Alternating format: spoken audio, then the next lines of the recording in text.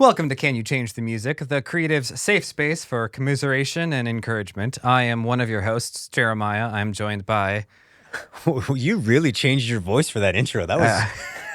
Thank you. I thought you were going to pull a top hat out and start dancing. My first job, I did a lot of drive-through stuff, and I was told more than once, like semi-frequently, that I had like a voice for radio. And people were like... I've been told I have a face for radio. Is that the same thing? It's not the same thing. Yes. So we are in episode 4 now. We've gotten into some deep territory lately, which has been awesome. I've thoroughly enjoyed that.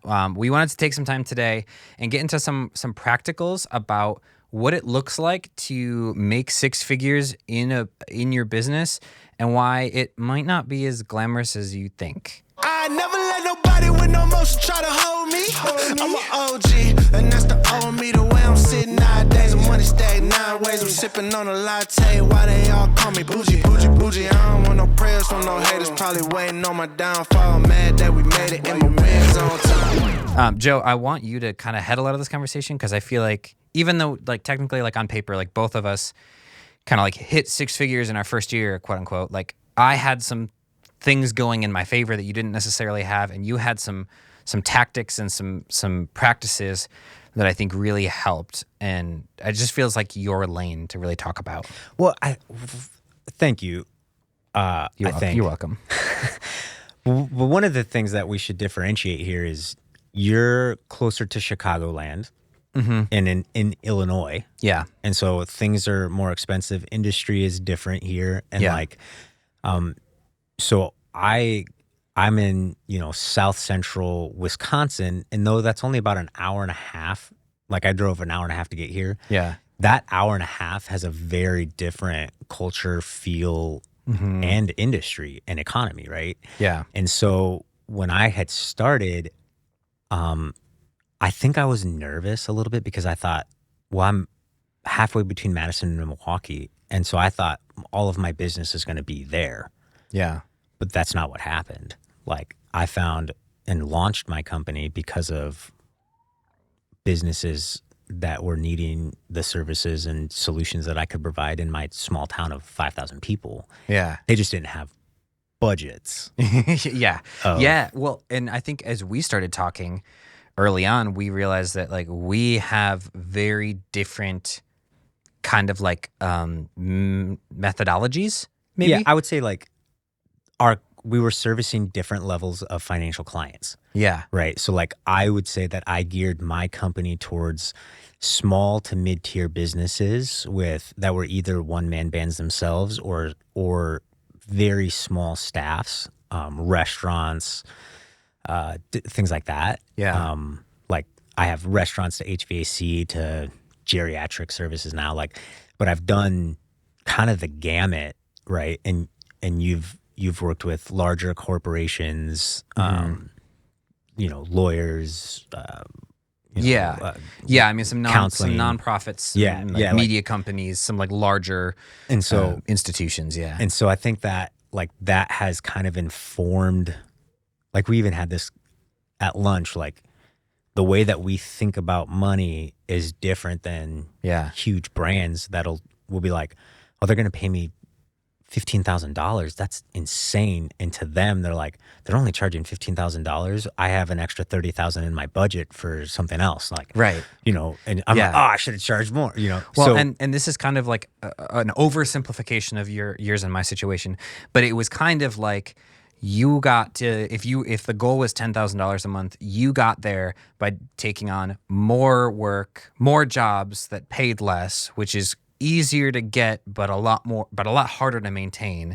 And then I would try to get jobs that were fewer jobs that paid higher, which was a lot harder to acquire. But then once you got them, it's still a lot of work, but it's kind of easier because it's less frantic, but it's also a lot more like, it's a lot harder to get those jobs. And so things become stressful and volatile. Right. Well, and I wonder how much of that, like we were like meeting in the middle.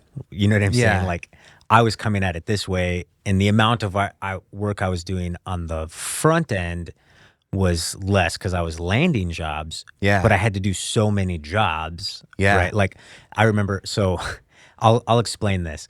When I first started, I don't know why I thought this, but I was just like, something about an edited minute of content. Like, I heard somebody say that, and I was like, okay, well, how much should you make per edited minute? Yeah. Like, if you're filming and editing. Yeah. And Google, almighty Google, said $250 per edited minute. And so I thought, that's a lot of money. Like, again, not having a framework. I didn't have a goal of six figures. Yeah. I thought I could make what I'm making in my previous job. Right. Well, and you also probably didn't recognize that not all minutes are created equal. 100% had no idea what that meant. Yeah. And that's a topic for another podcast. Yeah, it really is. Yeah. Holy smokes. It's going to become our mantra. That's a topic for another podcast. But I would go in, and what I noticed is, like, if I'm walking in with a camera and a microphone, my production value is going to be higher than what these people have. I have the time to do content for them for their social medias that they currently don't have. And so I'm checking off and solving some problems at a pretty affordable rate for people who have always wanted to have what I'm offering, but don't have thousands of dollars to pay for it. Yeah. And so I'm adding instant value because I'm like, I would go in and my offer was simple. Hey, for $250, I'll give you an edited minute of content. And that's because that's what Google said a professional industry standard was. Like, I don't even know if that's true. Yeah. That's just what I read on Google that particular day. And I was like, yeah, that makes sense. Like, I'll do that. Yeah. And so I would go and I had relationships with these business owners because of being in the community. It's a smaller community. And I was just say, hey, I like you. I really like this business. I frequent here. Could we work out a partnership? Yeah. And what I would offer them was, I'll come in and I'll shoot some content for you, and I'm going to base it off a minute. So you can break up that minute however you want. Do you want 4 30-second videos, 3 20-second videos, 1 minute-long video for social media, for your website, for whatever, and it'll be $250. Yeah. Honestly, that's a steal. Like, that's great. Yeah. And for anyone doing that. Like, yeah. But you think about it in the context of, like, I would almost every single time I went to a business and offered that, I think my close rate on that was like 75%. Yeah. Right. Makes sense. Yeah. Like, because the only people that aren't going to go for it have zero need for it. Right. Yeah. And if I'm walking into a restaurant or a downtown business, they all have social media needs, but they're thinking, well, that would cost me thousands of dollars. Yeah. And they're right. Yeah. And they're not wrong. And so now here's a young guy who doesn't know any better who's like, I'll do a couple of videos for you for like $250. Yeah. Okay. And so they were taking me like, and I would go back, and every time I'd go back to some clients, they would do it. Yeah. Right. Well, and we don't want to fully villainize that or knock that because, like, to your point, it worked. I was making 10 grand a month. Yeah. Like but how many videos does that average out to though? Well, and I don't know exactly, like, I couldn't do the math. I can tell you the week I did the most. Yeah. So in 1 week, I had 25 people say yes to that deal. And several of them did several videos, I'm sure. And so most of them some of them did $500 because they wanted like 4 30-second videos. Yeah. Right. So they got 2 minutes instead of 1.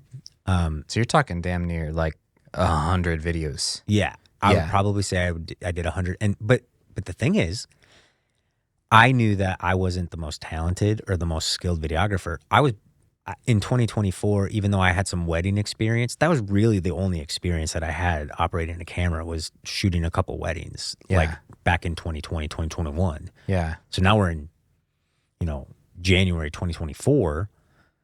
I really haven't had much more experience. And so I knew that I was offering a fair deal because my production value was going to be higher. I'm solving some problems for them and adding value, but I really don't, like, I'm not You're still that learning. good at it. Right. Yeah. And so doing 100 videos was actually awesome Yeah. because I was getting paid to learn how to do it. That's fair. You know what I mean? Yeah. So I had no experience. Yeah. Like, it's zero experience. Did But it feel like it was sustainable? yeah, it did at that time because, like, you think about it. The most I did was 25-minute long contracts. It's kind of the way I'm breaking up. What was that average out to? About $5,000 Yeah. in a week. Yeah. That was my monthly salary before that. Mhm. So I was like, and because I am not the level of perfectionist that you are, Yeah. I didn't know that I should be. Mhm. I would go in. It would take me about an hour to shoot most of the time. Sometimes it would take me like 20 minutes Yeah. to shoot the content. Yeah. And so I'd go in to take about 20 minutes to an hour. And because I was only there for so long, I didn't have much footage to cull through. That's true. Yeah. And so Did you do a lot of pre-work, like concepting what those videos were going to be, or did they already know? I would ask them to come up with the ideas that they wanted shot. And then I would help write a script for something, or I would like have a plan. But I never had like a formal storyboard for most of this stuff at this time. Again, I'm very new. Yeah. But I had somewhat of a simple process, especially for restaurants. Yeah. Like, I know I'm going to go in, I'm going to shoot you making some food. We're going to talk about some dishes. So the scripts would be like what dish we're having, or like an ad script or something like that. Got it. And it was very simple. So it was pretty easy to replicate. Right. Yeah. Like Yeah. pretty, and like the pottery guy was one of those where it was like, he would always do 4 15-second videos. And a 15-second video is an easy video. And so it's hard in some ways to make sure that you get everything you need to say in 15 seconds. Yeah. But it's for social media. Yeah. Right. And so, and he was using them for advertising. Mm-hmm. They became very, very successful for him. And I would look at, I'm like, here's your offer. Here's what you're trying to get across. And so let's say this. And he'd be like, perfect. Got it. And I would like write him a script based on my small amount of marketing knowledge. Yeah. But it would take me like 30 seconds. Yeah. And it satisfied his need. So how long were you doing this paradigm? Probably 4 months. Okay. Dang. Okay. And it was, I would walk the streets. And like, when I say walk the streets, my wife would get so mad at me. We'd be out on a date night and I'd be like, this place is really cool. I bet they could use some video. I want to make content for them. Right. And so it's genius, honestly. I'd have a bunch of cards in my wallet. And my wife was like, after about a month and a half of that, she's like, you know what? If we're going to go on a date night, you cannot pitch work. Which is It's also fair. reasonable. Yeah. Yeah. And so I was like, how about if you don't catch me? Like if it's like if you're in the bathroom and I see the owner, I'm going to talk to them. She's like, fine. But as soon as I come back, you say, we'll have this conversation. But that's just like the way that I was. Because It was opportunity. I have kids. I wanted, and again, at the time, I didn't even realize how viable it was to make as much as I could at the beginning. I just literally, my thought, actually, I started school at the same time because I thought I need to get to school so that I can get a job. Yeah. And I'm going to freelance kind of until I get to the point of like, I'm going to go work for a company, or I wanted to be a DP. And I didn't know that was your plan. Like, well, that's what I thought it was. You had to do. Yeah. Right. And it was pretty quick into that process where I was like, I'm making more money now than the entry level position at any company. Yeah. Like, why would I, you know what I mean? Yeah. And that's when I started shifting out of, I'm going to go be a filmmaker and a DP and do this to making this money, because I would make enough money sometimes in one day that would cover my month of expenses. Yeah. And then I would take the rest of the money that I was making in that month and I would build my business. Yeah. And I was like, that's what I'm saying. Like I realized the business savvy in me realized I can build the business and invest in myself and invest in the business and make enough money on this project or this group of projects that my family's taken care of. Yeah. And then I can dream and grow and like, but yeah, I did that for months and it's because I didn't know any better. Mm-hmm. Mm-hmm. But I would just go in and people were like, $250 for me used to be almost a week's salary. So I'm like, I just made $250. Yeah. And it was about 3 hours of work when you combine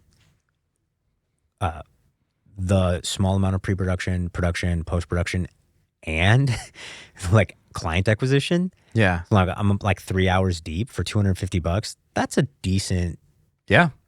And so, well, and I mean, maintaining that to the point where you're bringing in 10 grand a month, that's a 6-figure salary. right. Yeah. It's like what, 100, That's 120. Yeah. And I probably could have kept doing that. But what I found was, I was burning out a little bit. And after doing so much content for the same people, because I was doing, I went to one person in particular, I went to them probably 13 times in that 4-month span. Yeah. And so they had a ton of content. Yeah. Right. Yeah. And they're like, we're good. And I started getting we're good for now. Like come back next month or in a couple months. And I would be like, okay, well, if I come back next month or in a couple months, I'm not going to get this money now. Yeah. And so I hate saying like I came up with this idea on my own because I'm definitely not an originator of retainers. Sure. But like no one told me, hey, you should do a retainer. I started thinking, well, now I have this pain point and this problem.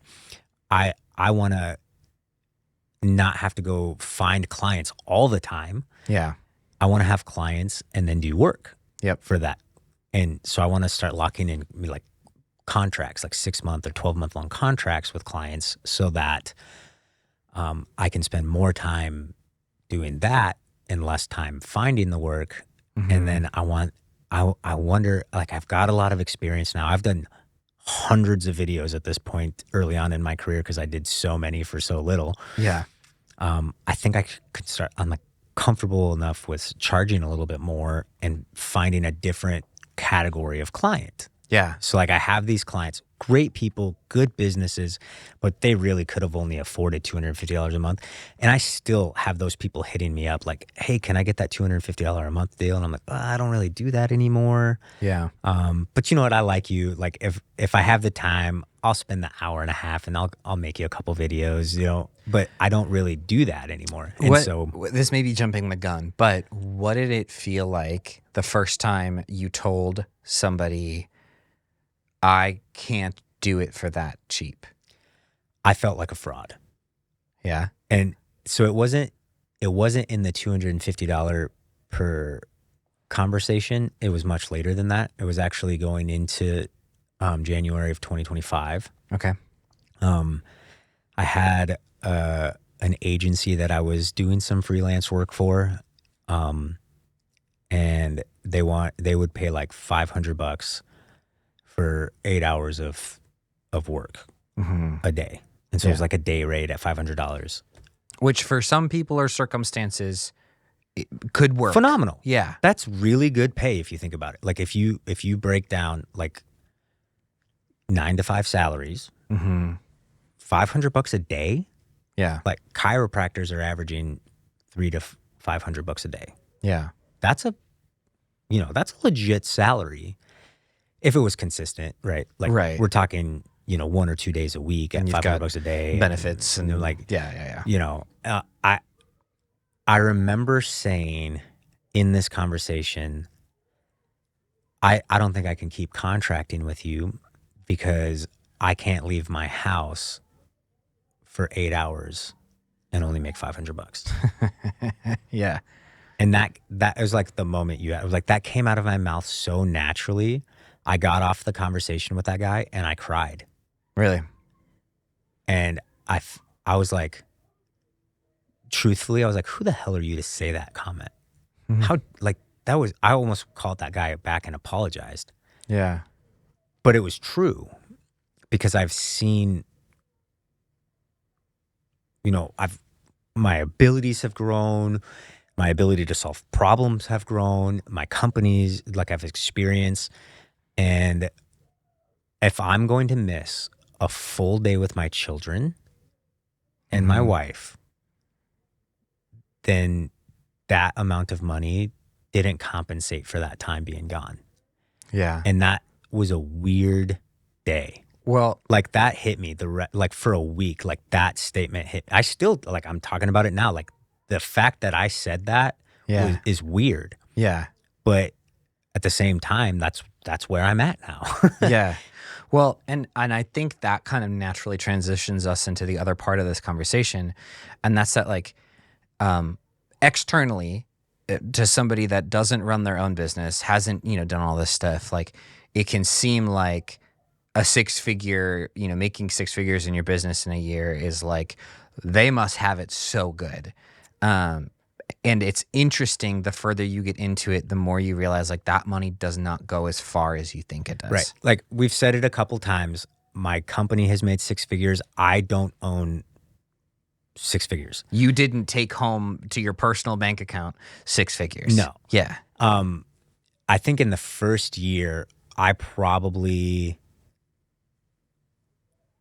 made maybe conservatively like $20,000 more than my salary before I was a business owner. And like, don't get me wrong. That's great. That's great. But it's especially when my goal was meet my salary. Right.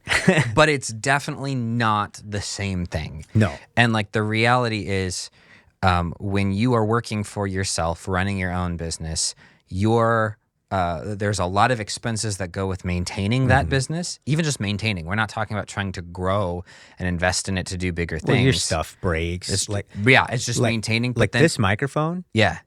And if you're just starting out and you're like, oh, the Shure SM7B, yeah, that is the industry. This is like a $350 microphone. Yeah. Depending on where you get it, right? Right. Everything is expensive. So then you put that in context of like, somebody was wanting to pay me $500 a day. Yeah. Well, that's a lot of money. Well, I need to buy this microphone. That's $250, $350. Right. That's 70% of that day take home on a microphone. And things like, benefits that we maybe take for granted when you're working like a salaried job, you got to find ways to pay for that. Right. Like we were talking, like insurance is, especially depending on the state you live in, like it's crazy expensive, especially when you're doing it on your own. Like the expenses that compound also as a result of not being under the umbrella of employment are huge as well. Yeah. So I'll say it this way. My company brought in six figures. My taxes zeroed out. Yeah. You know what I'm saying? Yeah. So on paper, I didn't make jack crap. Right. And I think that's important to the conversation because it can feel a little braggy. Yeah. Or it can feel a little prideful, or it can feel a little bit glamorous to say that I brought in six figures. But I live well. I feel like I'm better off. And then I have a future where I could make multi six figures. Yeah. Right. Yeah. Because it's possible. Yeah. Well, that's what we talked about. Like the possibility of that is what keeps us going. But, yeah, I had a tabulator of just the gear I've bought over the last 2 years. And I've probably spent like, I can't remember. I would say close to $65,000 on gear. Yeah. Easy. And that's not even like, again, that's also not like, ooh, big brag. It's like, because maybe some of it was like, oh, this is really cool and I can afford it. But most of it's like, I need this to do the job. Like, this is the next step, right? Yeah. Like, and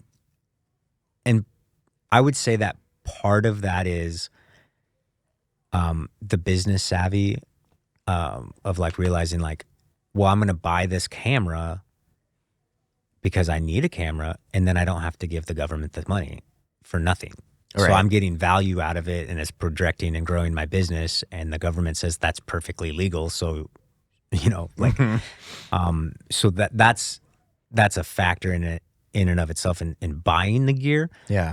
And that's something too that I think that has helped me wrap my mind around this conversation of six figures, is like, very early on in the process of starting my company, I was like, oh, there's a world here that I can dive into. And so I dove into the analytics and the entrepreneurship and owning a business and crunching the numbers and like stuff like that pretty early on, because I realized the fruitfulness of that in my company and for my family. Yeah. And so like, though it's true, like a six-figure earner as a freelancer doesn't truly mean you made six figures for your household. The possibilities are there, but the work it took to get there too, it's been a fascinating, like we were talking about what I did in the beginning part of it. I want to hear a little bit I've done a lot of talking. Where are we at on time? Well, we'll take a break in just a sec. Yeah. So we can kick if you want to kick it to me, we can take a break. Yeah. Let's take a quick break. And then when we come back, I want to hear like the first 4 to 6 months of your company, because we talked about the difference in it, and I want to hear how you started scaling that. Love it. Let's do it. Walk me through your first couple months in starting your agency, from October 2024 to like the first 3, 4, 5 months. Your philosophies and how you negotiated business. Yeah. So pretty much full transparency, I would say I crunched the numbers. Life is kind of expensive in Illinois, at least where I'm living. And, my wife has some health conditions that caused her to not be able to hold down a job. And so it's been, I was like, okay, well, this is the income we bring in is my income. And also like, we've got to now pay for health insurance through some sort of way. So we went on Cobra, which meant that we could keep my previous employer's insurance, but we had to pay both sides of it. So like just the premium of insurance was $1,300 a month. Which is a mortgage. Yeah, just to have. And so it was like, okay, life is suddenly going to get a lot more expensive. And so I set this mental threshold of 10 grand a month. Because if I could make that, I could put enough money aside to pay taxes and like pay what needs to be paid plus a little, you know what I mean? Like just enough that we could, eat out every now and then, or, not feel like we were like screwed, but it still wasn't like a lot of buffer. And so it's like, okay, that's it's a nice round number, easy to get there. In theory. And so, on the front end, my strategy was if it pays, I'll take it, because, I just had to get the word out that I'm taking on jobs. I needed to, and I just needed things to start showing up in the bank account. So I reached out to some media companies I had contracted before, or contracted with before as kind of a freelancer. And so I had it was perfect timing, and they needed, I honestly, it was like $7 grand worth of work that first month. So I actually hit that 10 grand goal month 1. But it was kind of luck, you know what I mean? Like it was like they happened to need, they didn't need that much work from me after that. Like it was a unique thing where they needed a bunch of work. And so, I did stuff like that. But then I tried to, create videos that showed who I was. I thought through any old connections I had from my recording studio days and in between and my previous job. And just like, this is what I'm doing. Started going to networking events and meeting with people. I honestly was just trying to pull everything I could. I wish I could tell you I had a stronger strategy. I knew the thing that I knew was I was shooting for the kind of work that would get me somewhere between $1,000 to $2,000 a video. That was kind of my framework, and I was factoring that mostly off of the type of video work I had done at my previous job. Generally, it took me a week to make a video. And so it was like 4 videos in a month in my mind was like a reasonable capacity. So it's like, okay, if I'm, I need to make at least that 2. That's not even going to get me to 10, but like this is kind of the framework that I'm working with. That was kind of how I calculated it. But again, honestly, like my strategy was just like spread the net as wide as I can, talk to everyone that I could, and say yes. But it's so fascinating. Like I'm over here, like, yeah, I was doing like $250 for 4 videos. I know, like $2,000 per. That was the thing. So, because when we talked on the phone around that same time, honestly, like when you were talking about some of those numbers, I was like, how is that even possible? Like, I don't imagine a world, baby. Right? Like, I was like, I don't imagine a world where I could do enough videos to charge that little and like survive. And it gets into like, well, why is that? You know, I think in part it's probably because Well, you would never do one as fast as I did. Like let's just be honest. I had no idea what I was doing, and that benefited me. Yeah. In that context, because I was learning video production. You were established as a creator and a video guy for years before you launched a company. I was not. So I like what.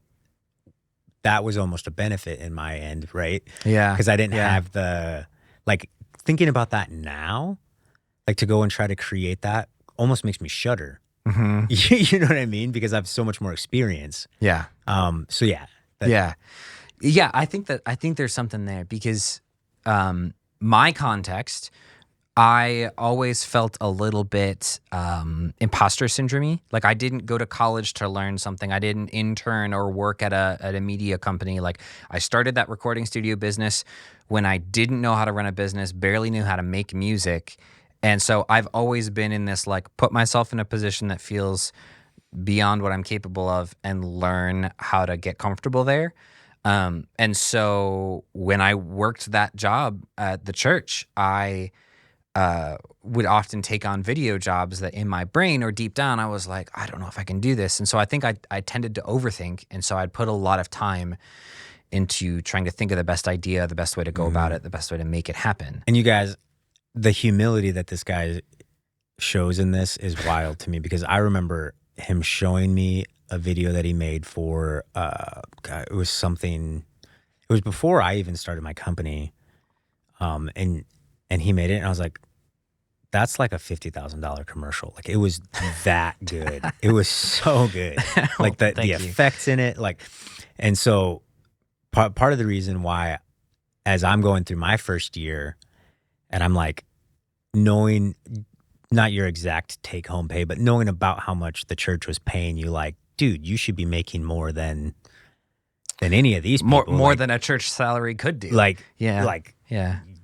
With what you can, it's wild to me. And so that was my proponent of like, yeah, dude, you need to start this. And I remember, just in this time, for context, because I knew how talented he was, if I had a roadblock in the creative process or the making of a video thing or doing an effect that I had no idea, like I was over my skis, I would just call him. Yeah. Like, I know you can do this. I've seen you do this. Yeah. How do I do that? Yeah. Right. And like, there would be like times where you would be at a small group thing and I'd show up and be like, hey, I brought my computer. Can you show me how you did that? You remember that? Like, you'd be sitting there and you'd be like, oh, I did this with the thing and that. Yeah. So I was constantly like mooching free advice off you on how to accomplish tasks that I had no idea how to do. Well, and I think to a certain extent, I kind of had a privileged position in the sense that, I'm working a salaried job, so my pay is consistent at a church, so it's not a media company, which means that like I'm the best person at what I do because I'm the only person who does what I do. Mm-hmm. And so if I tell them this is going to take a week, it's going to take a week. And so I had the flexibility to sit down and really map out a video and make it as best as I could, because like my pay wasn't going to suffer. Like one of the coolest videos I made, I took several months. Like I did other stuff in between, but like by and large, like it took several months of planning and ideation and trial and error to make it. And that was a luxury that was afforded to me because I was just like the position. Right. And so once I left the job, now working for myself, I have to convince somebody else that it costs or that much time. And maybe it doesn't even. So it's kind of a mix of I need to be charging enough to justify the work it takes. And also I probably need to figure out how to do it faster, you know? That's valid. So your first month, you kind of lucked into some work. Yeah. And I remember you telling me, you're like, dude, I hit 10 grand this first month. And I was like, dude, let's go. Yeah. We obviously know that not every month was like that. No. But the next 2 were really hard. Yeah. The lowest of the like 12-month year. And like I had to tell my wife Annie that we couldn't get Christmas gifts, and like her love language is like gifts, giving and receiving. Oh, that's tough. And so like that was really hard. And it felt like it got real fast. Like it felt like I had a month of pure bliss, like the adrenaline of stepping over the edge and the other side actually is really good, you know? And then shortly after, like it quote unquote, like exactly reality hit. And that was really hard. I got into January hopeful, but like we had a little bit in savings, but it was gone by the time January hit. And so Illinois is expensive, y'all. Yeah, like dude. It blows my mind. And then mid-January, I got sick. Sick enough, I was like, I was in bed for a week. Like I wasn't going to be able to work through it. And it really felt like I literally can't afford this right now. But it also like your body's given up. It forces you to stop. And at the end of that week of being sick, I got an email that was a referral from a friend that by the end of it was a $10,000 project, which was almost twice the size of my next largest project. So especially at the time, it was like I have never closed a deal that large, and it happened while I was laying on the couch. Yeah, if you don't believe God's looking out for you, man, like, well, you know what I'm saying? If nothing else, what it taught me is like it or not, I don't have as much control in the success and failure of this as I think I do. Because the reality is I could bust my butt doing all of the things that I'm told to do and it's for still 60 hours. Right, and maybe no one needs any of the things and nothing landed. And maybe on the other side, I might be sick in bed and all of a sudden like the right referral happens and they need something and they need it now. That's both frustrating and very comforting. It's both. Yeah. Oh, 100%. Yeah. And so that project began a cycle of wins over a couple months. And I think it was a result of luck to a certain extent. I think it was the industry. I think springtime is good for our industry because people are 100% getting excited about the next year. And they need marketing. I think the seeds I had planted in the months prior started to take shape. And so I think it was all of those things at once, but all of a sudden it was like February, March, April, May, it was like 12,000 and then it was 17,000 and it was like 20,000 and it was like 30,000 month over month. And all of a sudden it felt like I wasn't even trying. I was still like going to networking events and still trying to nurture relationships and, doing all the things, but it felt unrealistically easy. Right. Yeah. So that's that couple months. What's interesting is, for me, in my, I had those $250 projects like per edited minute. Yeah. Which if you're going to start a video production company, I would advise you to do a little more research than I do. Well, I think and I don't think I'm the expert on this, but I think I told you, I think at some point I was like, how are you doing that? Are you sure? Like, I think I definitely had a point where I was like, that's not sustainable. It was sustainable in the sense that I was making the money. Right. But what I realized was like, I was bottlenecking my creativity. I was bottlenecking my ability to do more than just these like tiny little projects. Yeah. So I wanted to do more projects. I wanted to do like, honestly, like more meaningful projects. And I wanted to have more time back. So it was financially sustainable, but when I'm grinding, like you have to do so many projects. And the projects themselves individually didn't take much time, but collectively it was more time than I was wanting to spend. Yeah. And then the well was running dry. Yeah. At least I probably could have started over in a different town but I had less relationships. And so well, this is what's so fascinating about like you and I having this conversation, because like we both took different approaches to like how we start, and we both had our own version of garbage we had to work through. Right. Like it's pretty clear like what the hardship was for you. Like, you know, you ran out of capacity. But mine was like a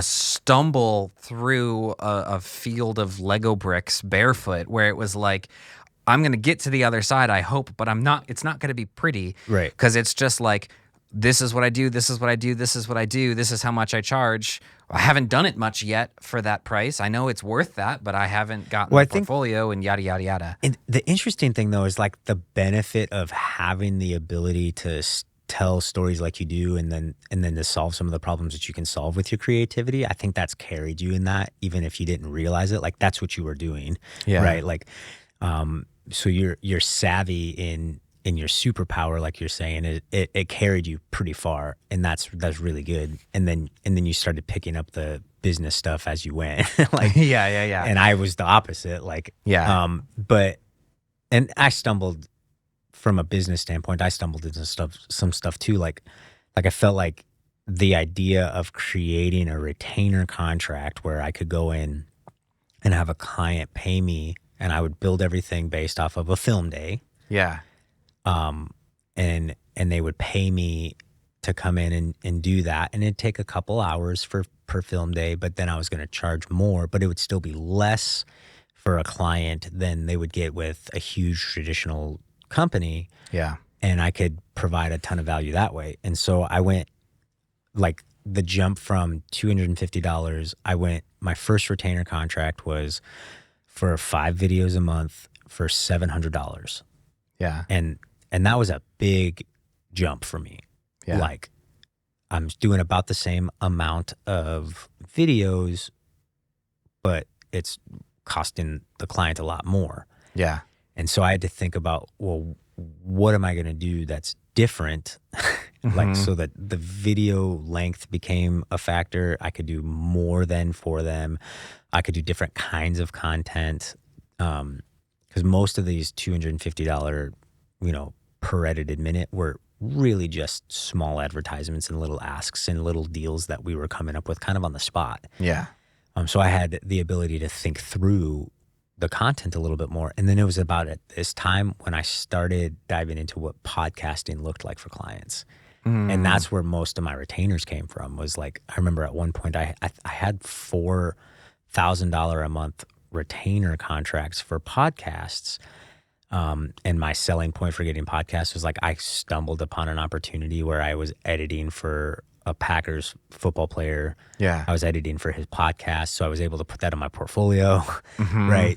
And then I was able to get that alone, where like people were interested. I'd have the conversation. I started researching the benefits of podcasting for your business, and like letting that anchor kind of your content strategy. And so I was now able to provide a value for people who actually I thought needed it.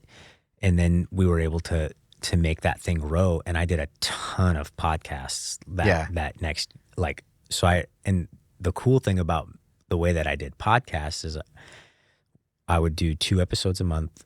So it was basically making $500 per episode.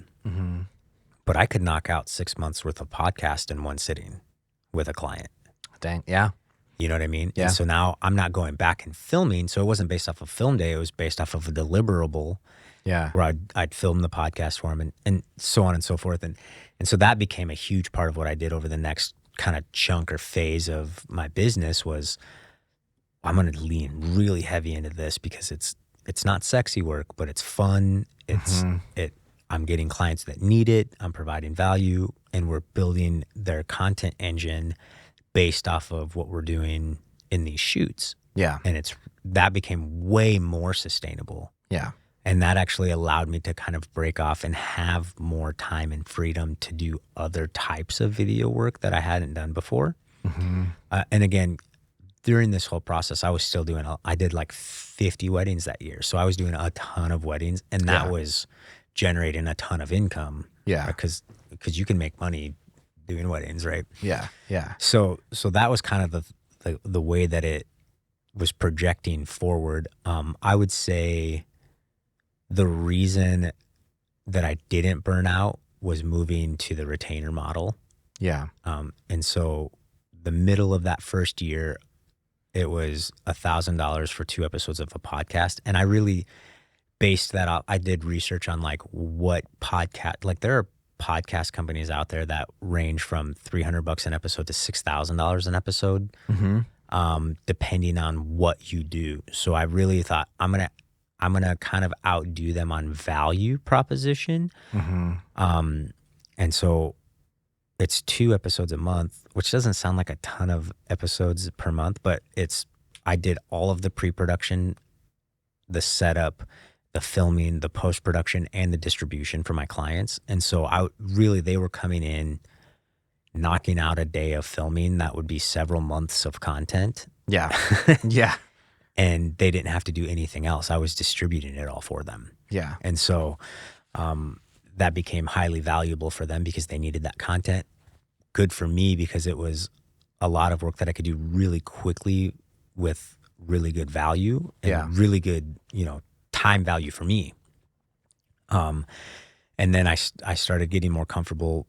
My current retainer model for social media content is at quite a bit higher of a price point now, but so as like at everything I've done, the level of client budget has increased and what I'm looking for has increased because now I'm more comfortable asking somebody for $5,000 a month than I was 2 years ago. Right. Yeah. So I'm wondering maybe if we use the back bit of this episode to just give some really practical, if someone's listening, wants to, like, their goal is 10 grand a month, is the 6 figures,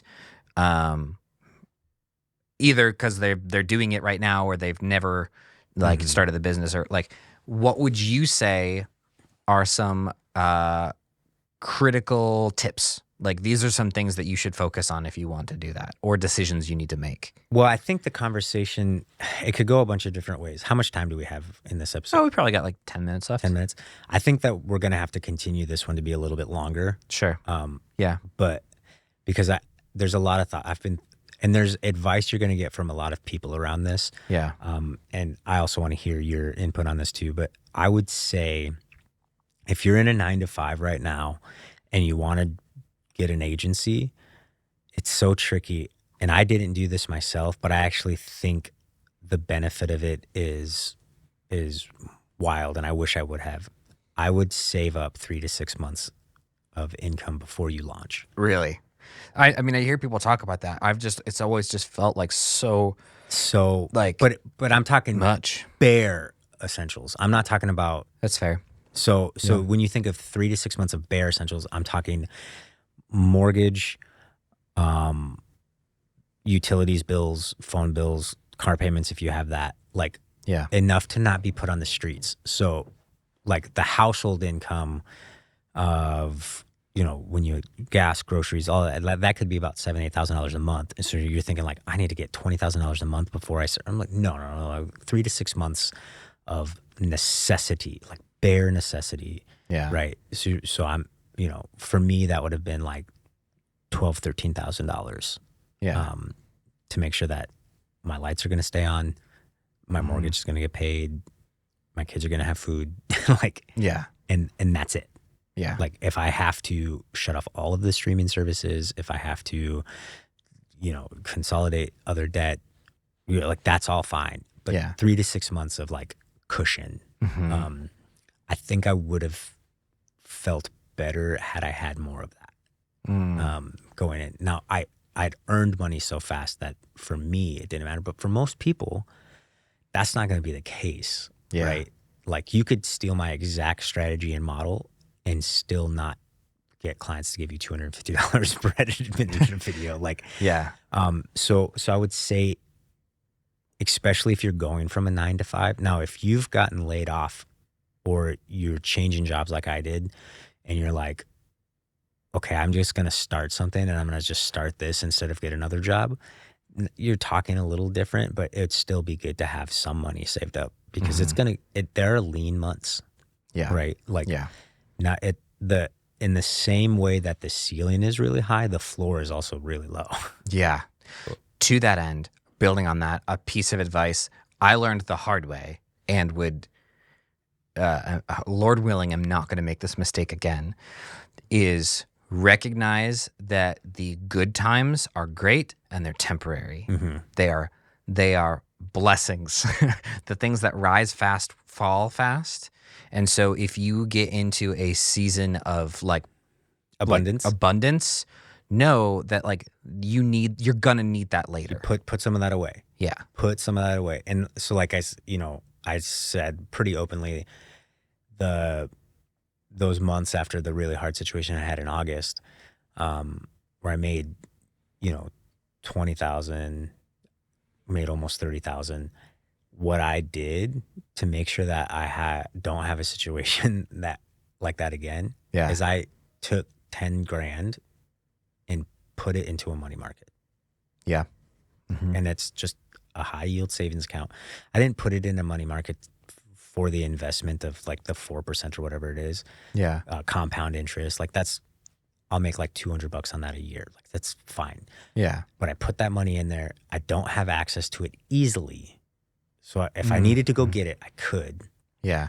And maybe that's like the old Dave Ramsey teachings or whatever. But I think there's wisdom in it. I needed to know that if it hit the fan again, I wasn't going to go into a depression and stress.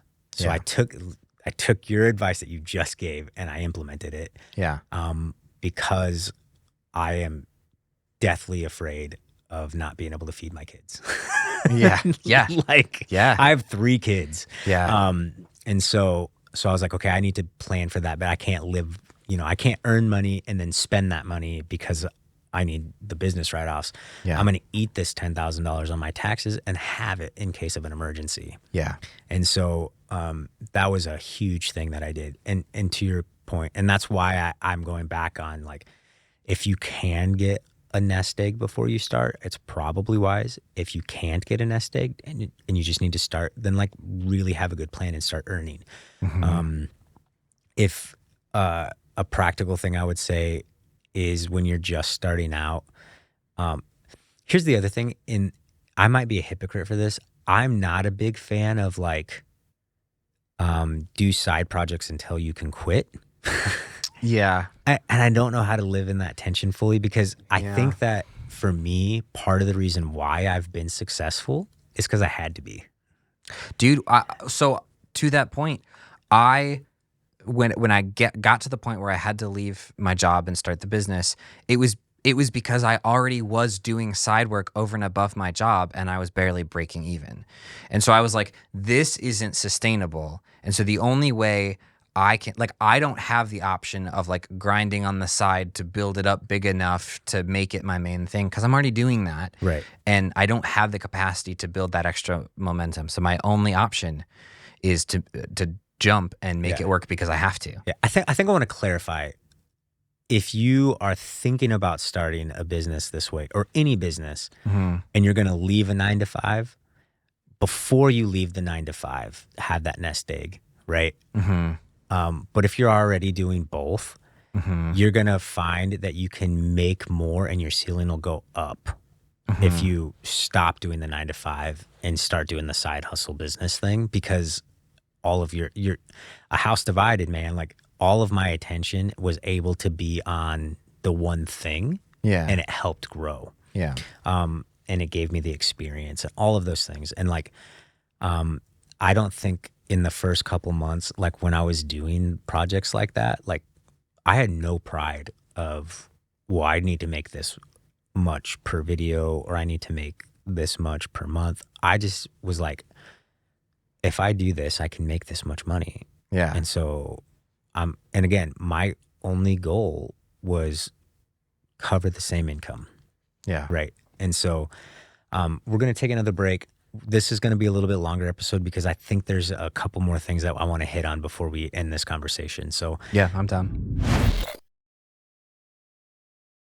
You ever have one of those moments on a shoot where you get done with like a really good shoot and you go to hit stop on the camera and it starts recording? I haven't had that. I've had something worse. Yeah. I did a shoot for it's called like Healing Grounds. Is that what it's called? There's like this horse like equine therapy thing, and it's mostly for special needs people. Yeah. Was that politically correct? Yeah. And I did the entire day shoot. Yeah. And I would like get done with a clip and I'd be like, oh my gosh, that was amazing. And I would show them the clip. Yeah. And then I would go and I'd record the next one. Yeah. And I don't know what is wrong with my camera or how I was able to do that, but I didn't have an SD card in the entire shoot. And so that is wild. I don't even, how is that even possible? I don't know. It was in the wrong slot. So I had an SD card, but in FX cameras, so I have a Sony FX3. Yeah. Versus like my old, like I started in the Sony ecosystem. So I had a A6000. Slot 1 is on the bottom. Slot 2 is on the top. When the FX3, slot 1 is on the top and slot 2 is on the bottom. Okay. And I like just reverted back to my first camera and I put it in the wrong slot. But it was not recording any data to slot 2. You would think it would automatically say that, nope, or it didn't. And if it did, I didn't see it. It probably does. This is no shade on Sony. This is my fault. Yeah. Because I would show the client like, I'm like, oh my gosh, well look what I captured. And like one of it was like this sweet little girl just on her own went up and gave the horse a big mouth kiss. And it was like the sweetest moment. And I'm like living it. And I'm like, oh my gosh, I captured that. Yeah. And then I showed it to the owner of this place or the guy in charge. Yeah. And he cried from the shot that I showed him on my camera. Oh, and I went home to unload the footage. Yeah. And I pulled it out. I pulled the SD card out. I put it in and there's no files. And I'm like, I was showing him files. And then I'm like going through the process and I'm like, oh my God, how did that happen? And so I had to call him back. I'm like, hey, I know we were so excited. We shot some beautiful footage. I don't have any of it. Yeah. We need to reshoot the entire day. Oh. It was. Were you able to reshoot everything? Yeah. And thankfully, the second, like I didn't get some of the organic moments that I caught in the first time. Yeah. But because I had to reshoot, I had a better concept of what shots I needed to make that video work. Yeah. And so it was better. It actually ended up being a better shoot overall. Yeah. But I mean, I wasted a day of work. The entire day. I was there for 8 hours. It was an 8-hour shoot day, and I didn't get anything. That was rough. There was a shoot I did for a client, and it was a couple different shoots for one video, because we were trying to tell the story of this person, this group of friends. And so I had already done all the interviews, and I'd done several different kind of B-roll shoots of like their group. But the culmination of this person's testimony and their story was they actually were getting baptized on one of these Sundays. So it was like, perfect. I'll show up on that Sunday. I'll get some footage, and it's not like faked or like recreated to show that like it's real. And so showed up with my camera Sunday morning, got it all done. Beautiful moment. I even like kind of like, there was a bunch of people with like their phones, and I was kind of like, I'm the priority, effective, like be nice and make space. But it's like, if I'm going to be in their shot, that is what it is. Got this beautiful like pull around shot. And afterwards, I don't know what happened to the SD card. It either disappeared or I should have transferred it as soon as I got home. That was my fault. Didn't do that. So it might have just gotten formatted at some point, but I got to that point in the edit and I was like, where's the footage? And I never found it. Never. So heartbreaking. And so I had to tell. And you this had to was, like rely on cell phone footage. Like, did you? that actually is what I did. So I think I remember you telling me the story. That's yeah. like, okay. So literally, it was like the people that I literally just like got in their shop because mine was screw you. quote unquote more important. You relied on them. And I was like, I come to you now, a humble servant in need of what you have to offer. And That's awesome. Yeah, it worked out okay, but it really sucked. Yeah. Yeah. Well, let's just jump back into the conversation. Yeah. That was great though. We need to have that. I wanted to continue to give some kind of practical, I think practical like money things as we kind of wrap up the conversation about like what 6 figures means in a business and kind of the work it takes to get there and all of that. Yeah. I wanted to hear from you just one or two more things. As somebody who's thinking about starting a production company, a video production company, a freelance business, what would you say is like the top 3 most important things to nail down as you start or before you start? Oh, that's a good question. I think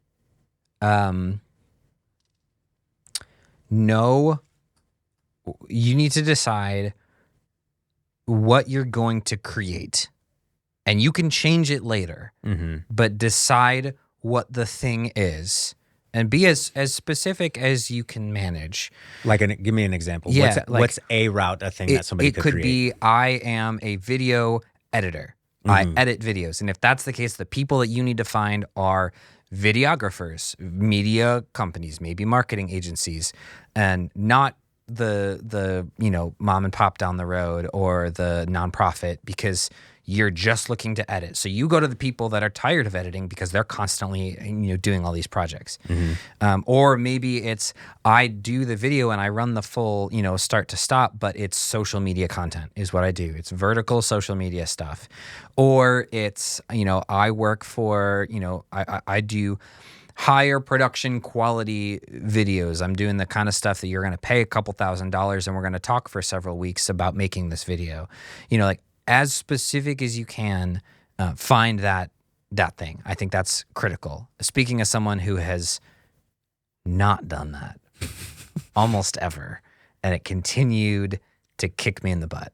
Well, you're because that's something you're in the process of doing now. You're trying to define. Yeah. All right. What's number 2? Yeah. So make that decision, knowing that like you can change it if you need to change it. A month, pivot, 2 months down the road and pivot. Yeah, fine. But don't open it, pivot. So that's one. I think 2, know how much it's worth.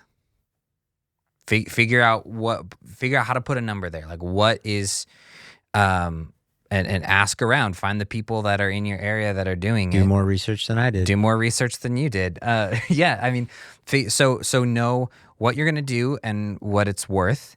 And then, and then 3, do what you have to do until that works. Yeah, 100%. That is solid advice, right? Like, because I remember, so you were baffled by the way that I was operating my business, and I was baffled by like what you weren't willing to accept.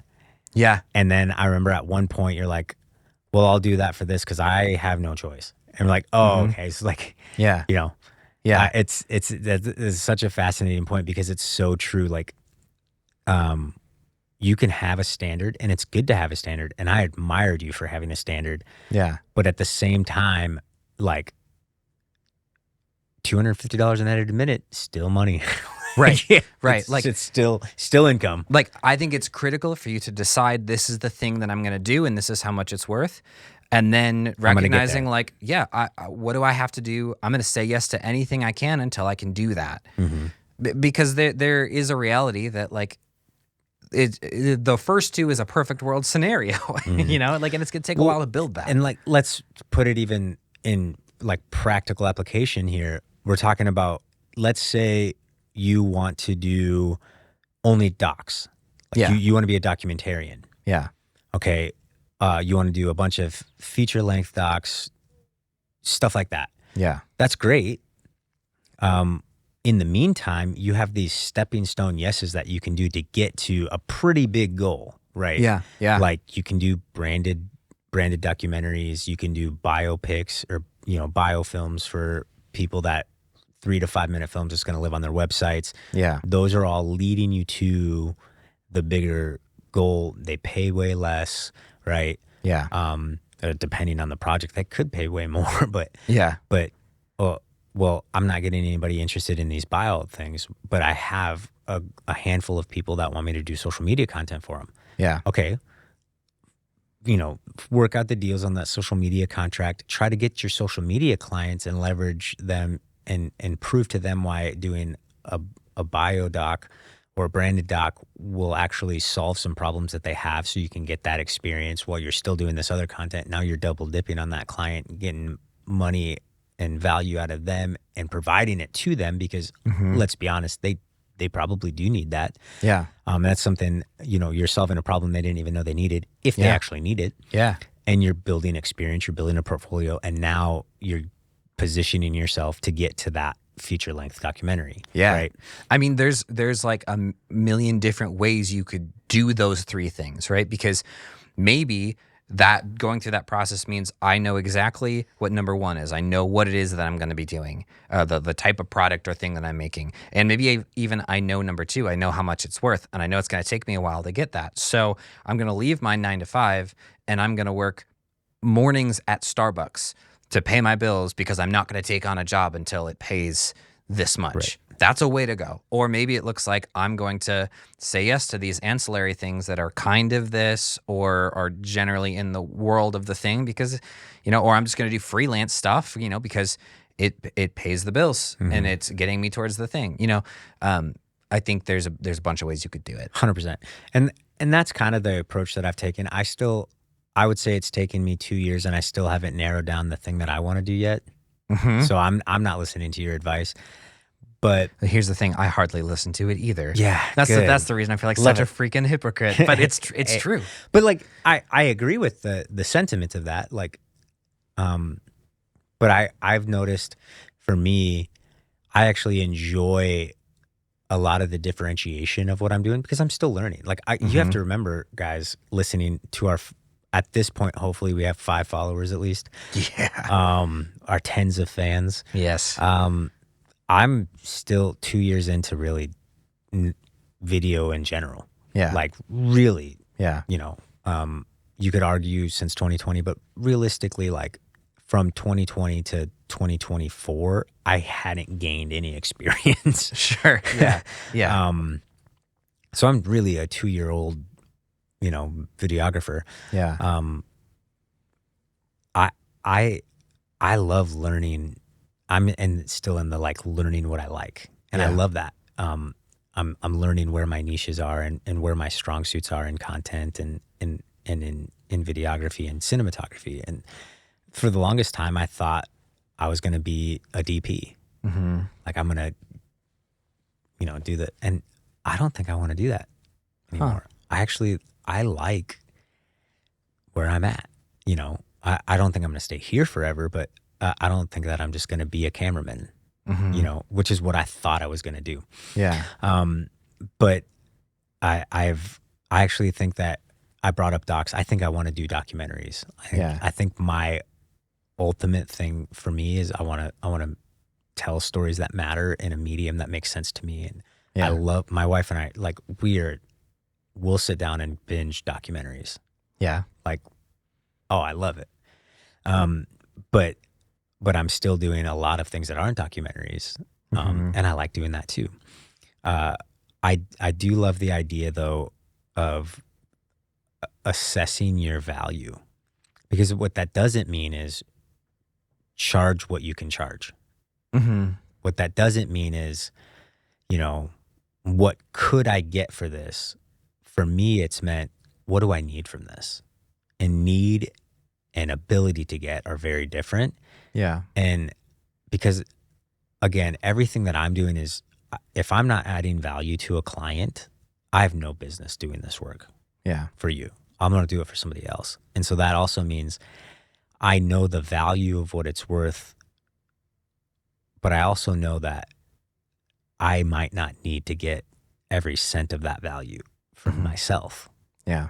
And I'm building relationships and setting myself up as a strategic partner with people. Yeah. And so that also means that sometimes I'm going to discount this product for you, knowing that we're going to build a stronger connection. And that to me is part of the mathematical equation of value. Like, for example, I could easily charge $5,000 for a project for a client that I've worked with consistently. But my experience to this point, the kind of video that we're doing could justify that. But based on the relationship and the like rapport that I have with this client, I'm going to take that job that's worth $5,000. I know it's worth $5,000 because they're getting quoted that or more. And I'm just going to charge them $3,000 because I love them. And because I know that $3,000 is what I need out of the project, not what the project is valued at. And I'm going to put in equity. You know, you could say that equity is $2,000 in the relation, but it's much more than that. Yeah. Knowing that I'm helping out a friend and somebody who I want to see succeed, and I'm still getting what I need, but they're getting something that they can afford too. And that's at this level of client that's still, you know, one of the most fun videos I made was for one of my very first clients I've ever had. And I knew he didn't have the budget. Yeah. But I was like, you know what? Like, I'm going to charge you this much. And I know that's still a little bit higher than what you probably could afford, but I know that this is going to solve a lot of things that you've been talking about. Yeah. And so it's a little bit higher than I know you can afford, but it's also about a quarter of what I would charge anybody else. And so, like, let's just do this. Let's do this for this price. And he agreed to it. And I did that for him. And he's friends with a big business in Milwaukee that's got 20 locations.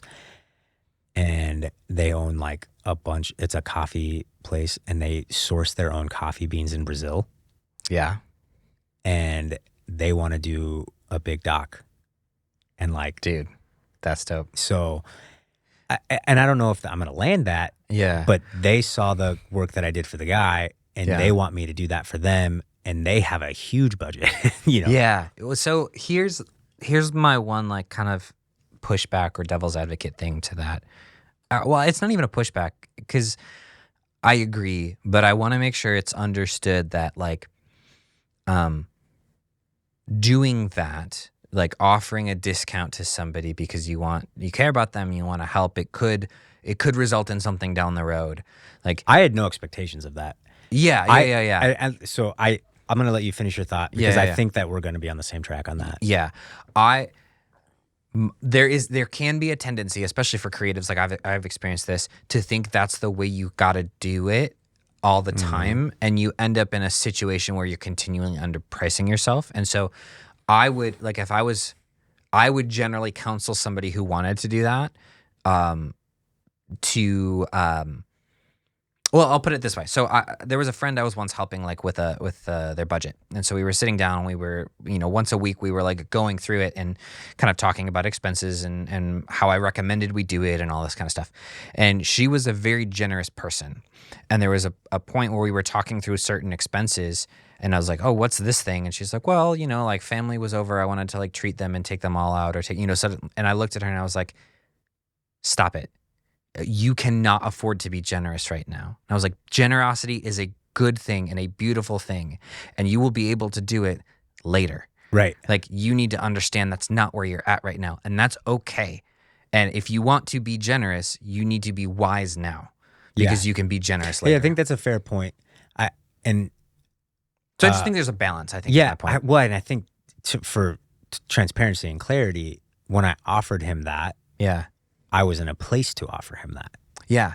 Yeah. And and that's part of the freedom that I get to have. Like, I'm going to do this project because I can. Right. And so I agree with like the value of a thing, I just think, and it's case by case, right? And this is what we're discovering through the course of this conversation. Like, for me, the value of this thing meant more than financial value. It meant relational equity, and impact, and continued partnership. And I didn't anticipate an extra perk out of it. But there was one. But potentially. It's cool seeing how things develop when you can be generous. But I did that because I could. Yeah. And I wanted to. And when you get to that point, it gets really fun. Because, you know, like there's going to be times in my business where I won't be able to. Yeah. But right now I can. And at that time I could. Yeah. And it gave me experience. So whenever I'm going to try something new, and I will say this, like if I'm going to try a new kind of content that I've never done, the first place that I go to is past clients that I've worked with. And then I offer them that new type of thing at a discount so that I can get that in my portfolio. That's not a bad idea. Because you have the relational equity, they know that you do good work, and so even if you absolutely whiffed it, like, and I frame it this way: hey, this is how much this service is probably going to cost. I don't have this in my portfolio. I'd really like to do that. I trust you. Do you trust me to experiment? Yeah, that's the conversation. Yeah, right. Yeah, and so, but the value of that is different because of the formula. Like inside of that formula, I've never done this yet. And so that's adding into the value conversation. Like one of the things I did, I took a huge long course on like script writing. I wanted to write better hooks and better scripts for marketing purposes. Yeah. And so I felt like, I was like, oh, I finally think that I understand a better hook for a company, so I can add this value to them. And so I went to 5 clients and I said, hey, I'm going to make you a $100 video. You got to let me write the script for you. Okay. Okay. And trust me with the script. Honestly, it's a simple sidebar. Like offering to do cheap work instead of free work, honestly, is probably a huge tip that a lot of people don't think about either. Yeah. Yeah. Oh yeah. Yeah. And that's before I launched, I would do that for sure. Like, hey, you know, what could you pay? What's your budget? Yeah. Oh, well, I'll do this video for that, you know? Yeah. For sure. But going back to clients that I've already worked with, hey, can I try this new thing? It's a total experiment, but I think that you're going to see some good results. Can we experiment? And then we would. And like I did one, I remember this one guy, we got a thing where he ate food out of a trash can that he cleaned. So like he was like a trash can. That. Ugh. It was the nastiest. He was like a trash can cleaner. Right? Yeah. And he's like, his whole thing was like, I want people to know, like, if you can't eat out of it, it's not clean enough. So we came up with this idea, we concepted it, and he's like, I think I'm just going to eat out of the trash can. So I wrote this script. Props to him. He's a man that leads with conviction. So I wrote the script. He got so many clients from that video, dude. Really? It was wild. Like, he got so many clients from that video. I mean, yeah, it's he's putting his money where his mouth is. Literally. Yeah. He's putting his garbage where his mouth is. And then I did that with another client. And she was a personal trainer. She owns a gym. Yeah. She landed 10 clients that month that like signed up with her for a long period of time. It was like, okay, so now I have proof of concept. Yeah. That this hook writing, like content strategy for advertising, now I'm solving another layer of this pain point. Yeah. And so now I've got proof of concept. I have case, like this works. I can do this.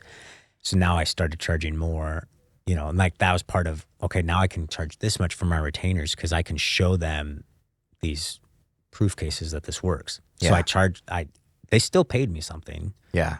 But it wasn't very much. Yeah. But it allowed me to get that experience again. So let's hit some final takeaways and call it. I feel like there's been a lot of good things that we talked about.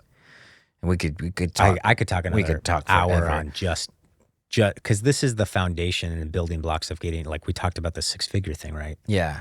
Everything that we've talked about in this episode is the minutia of detail that people aren't considering Yeah. when they think about the ceiling of 6 figures or the ceiling of more than that, multi 6 figures. Yeah. Because these all stack up. Yeah. Like every dollar that I've made from $100 project to like the most I've done is a $15,000 project. Yeah. All of that adds up to the life that I need, Yeah. or the finances I need for the life that I want. So Well, let's say this. We'll definitely have other conversations about this in the future. If you're listening on a place where you could comment, like Spotify or YouTube, and you have questions or comments or feedback, like things to continue this discussion or things you'd want us to get into in this discussion, leave a comment. If you're listening in a different medium, we have an email address, canyouchangethemusic@gmail.com. Shoot us an email with that same feedback, because we want to make sure that like what we're talking about it's relevant. it's relevant to you guys as well. I mean, it's productive for us. I love it. I'm having a good time. Yeah, but we want to make sure like this is about more than just us. So. Yeah, for sure. And I think the last thing I'll say before we end here is this again is by no means us propping ourselves up as experts. Yeah, no. Like, I think for me to have the humility to say there's a bunch of different ways you could do it, but here's what I've done. Yeah. And here's where I found success and here's where I haven't. I think that's what we're trying to live in. Yeah. And I don't want to promise anybody who's thinking about being an entrepreneur or a freelance creative that you're going to get this. We just want to say that it's possible, and that's why we're talking about it. Yeah. Yeah. Love it. All right. We'll see you guys next time. Well, they thought that I was playing.